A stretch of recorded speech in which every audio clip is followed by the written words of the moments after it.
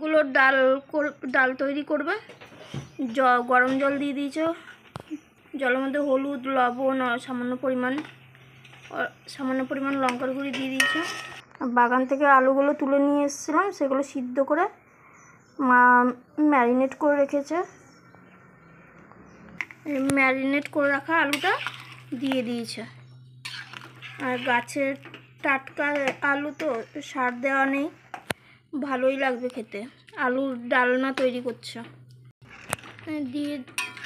দিয়ে দিয়েছে আলুগুলো, দিয়ে নাড়িয়ে নিচ্ছে। এই 2টো লঙ্কা চিড়ে দিয়েছিল, আর এটা গাছের করলা। মাকে বললাম যে দিয়ে দাও, খেয়ে নেবো আলুর ডালনার সাথে। এসেছে, এবার ফোড়নে দেবে। কড়াই চাপিয়ে দিয়েছে, গরম হয়ে গেছে কড়াই, অল্প পরিমাণ তেল দিয়ে দিয়েছে। তেল গরম হয়ে গেছে, 5 ফোড়ন দিয়ে দিয়েছে, শুকনো লঙ্কা চিড়ে দিয়েছে, আর তেজপাতা দিয়ে দিয়েছে। ওই যে অল্প পরিমাণ আদা বেটে নিয়েছে, আদাটা দিয়ে দিচ্ছে।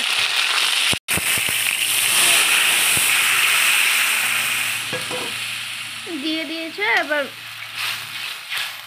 হালকা করে ফুটিয়ে নেবে। এই যে দেখো কত সুন্দর ফুটছে। আমি ভেবেছিলাম আলুর দম করবে, কিন্তু মা দম করেনি, আলুর ডাল বা ডালনা দুটোই বলে, ডালনা রান্না করেছে। দেখো ফুটছে। কেটে রাখা ধনেপাতা দিয়ে দিয়েছে। দেখো বন্ধুরা কত সুন্দর লাগছে দেখতে। তোমরাও এইভাবে ঘরে ট্রাই করে দেখতে পারো।